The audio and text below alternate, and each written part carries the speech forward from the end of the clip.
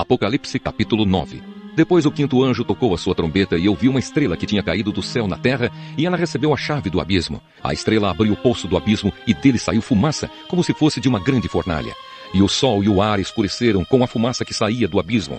De dentro da fumaça saíram gafanhotos, que desceram sobre a terra e receberam o mesmo poder que os escorpiões têm. Foi dito aos gafanhotos que não fizessem estragos nas ervas, nem nas árvores, nem em qualquer outra planta. Somente podiam ferir as pessoas que não tivessem a marca do sinete de Deus na testa. Os gafanhotos não tiveram permissão para matar essas pessoas. Eles podiam apenas torturá-las durante 5 meses.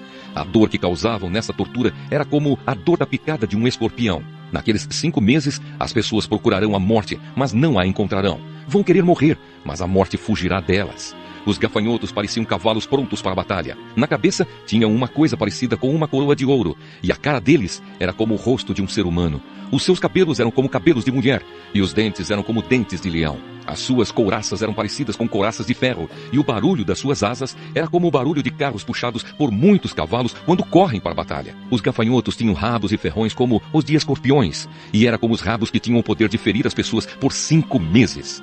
Eles tinham um rei que os governava, que era o anjo que toma conta do abismo. O seu nome em hebraico é Abaddon, e em grego é Apolião. Isso quer dizer o destruidor. O primeiro ai já passou. Depois disso, 2 outros ais devem vir ainda. Então o sexto anjo tocou a sua trombeta, e eu ouvi uma voz que vinha dos 4 cantos do altar de ouro que está diante de Deus. E ao sexto anjo, que tinha nas mãos a trombeta, a voz disse: solte os 4 anjos que estão amarrados perto do grande rio Eufrates.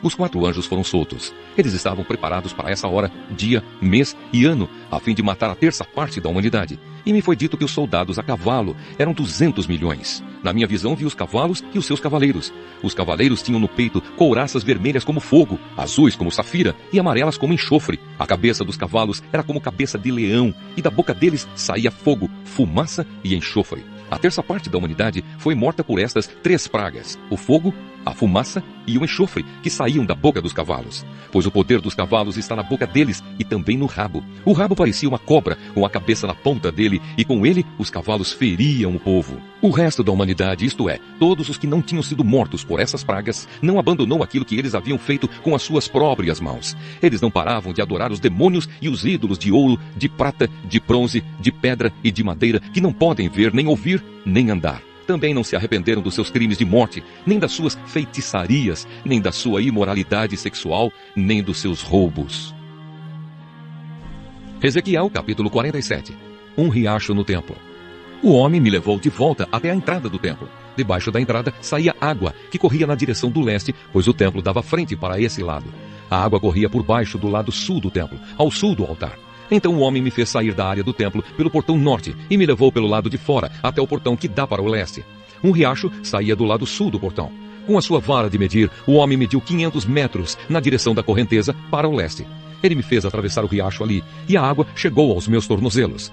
Em seguida, ele mediu mais 500 metros, e a água subiu até os meus joelhos. Mais 500 metros, e a água chegou até a minha cintura. Finalmente, mediu mais 500 metros, e o rio era tão fundo que eu não podia atravessar. Era fundo demais para ser atravessado, a não ser a nado. Aí ele me disse: homem mortal, preste muita atenção em tudo isso. Então o homem me levou de novo para a margem. Quando cheguei lá, vi que havia muitas árvores nos 2 lados. Então ele me disse: esta água corre para o leste e desce até o rio Jordão e até o Mar Morto. Quando entra nesse mar, ela faz com que a água salgada do mar vire água doce. Em todo lugar por onde esse rio passar, haverá todo tipo de animais e de peixes. O rio fará com que as águas do Mar Morto fiquem boas, e ele trará vida por onde passar.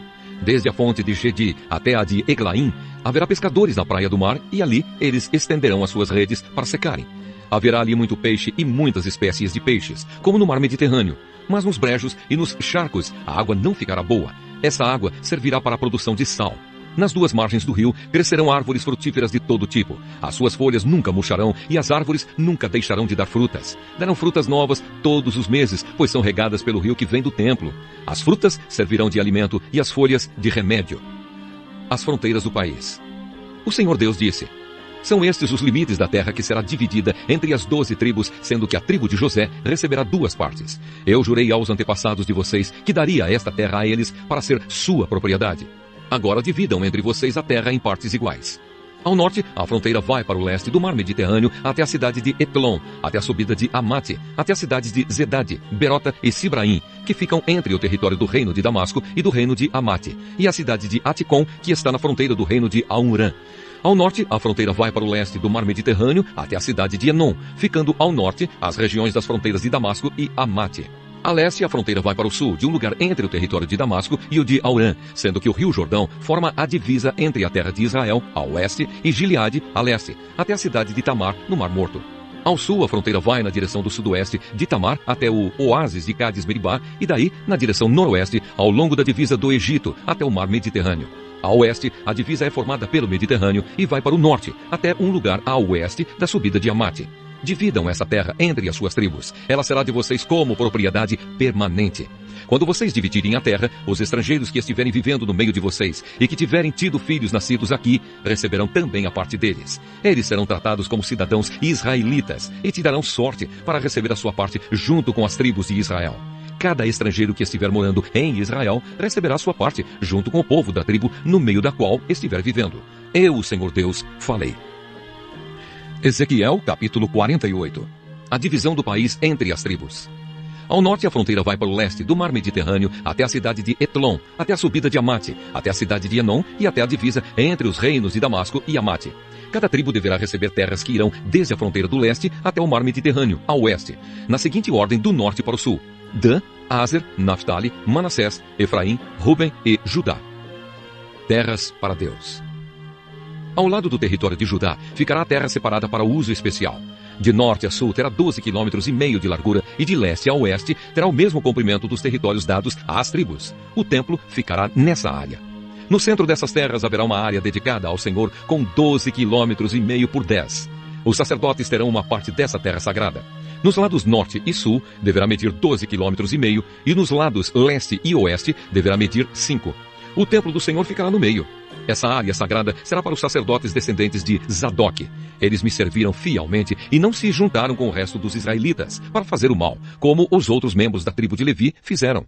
Por isso, eles terão uma área especial perto da área dos levitas, e será a área mais santa de todas. Os levitas também terão uma área de terra que fará limite com a dos sacerdotes. Terá 12,5 km por 5. A terra dedicada ao Senhor é a melhor de todas e nenhuma parte dela poderá ser vendida, nem trocada, nem transferida para ninguém. É santa e pertence a Deus. A área que sobrar de 12,5 km por 2,5 não é santa, mas será para uso geral do povo. Eles poderão morar ali e aproveitar a terra. A cidade ficará no centro e será quadrada, medindo 2.250 metros de cada lado. Em toda a volta da cidade, de cada lado, haverá um espaço livre de 125 metros de largura. A terra que sobrar depois de construída a cidade, nas terras ao lado da área sagrada, 5 km por 2,5 para o leste e 5 km por 2,5 para o oeste. Essa terra será usada pela gente que mora na cidade para nela fazerem plantações. Quem trabalhar na cidade, seja de que tribo for, poderá cultivar essa terra. Assim a área toda será quadrada, medindo 12,5 km de cada lado e incluirá as terras ocupadas pela cidade. Terras para o rei. Depois que a área do templo, as terras dos sacerdotes e dos levitas e a terra para a cidade forem tiradas dessa porção de 12,5 km, toda a terra que sobrar dos dois lados, a leste e a oeste, será do rei. A leste, a terra do rei chegará até a fronteira leste, e a oeste irá até o mar Mediterrâneo. Ao norte, o limite é o território da tribo de Judá, e ao sul é o da tribo de Benjamim. Terras para as outras tribos. Ao sul dessa porção especial, cada uma das outras tribos receberá uma porção de terra que irá da fronteira leste, na direção oeste, até o mar Mediterrâneo, na seguinte ordem, de norte a sul: Benjamim, Simeão, Issacar, Zebulon e Gade. Na parte sul do território da tribo de Gade, a fronteira irá na direção sudoeste, desde a cidade de Tamar até o oásis de Cádiz, e daí para o noroeste, seguindo a fronteira do Egito até o mar Mediterrâneo. O Senhor Deus disse: é assim que o país será dividido em partes, que serão das tribos de Israel e que passarão para os seus descendentes. Os portões de Jerusalém. Haverá 12 entradas na cidade de Jerusalém. Cada muralha medirá 2.250 metros e terá 3 portões, cada um com o nome de uma tribo. Os portões da muralha do norte receberão os nomes de Ruben, Judá e Levi. Os da muralha do leste receberão os nomes de José, Benjamim e Dan. Os da muralha do sul receberão os nomes de Simeão, Issacar e Zebulon. E os da muralha do oeste receberão os nomes de Gade, Aser e Naftali. O comprimento total da muralha em volta da cidade toda será de 9 quilômetros. O nome da cidade daqui em diante será: O Senhor está aqui.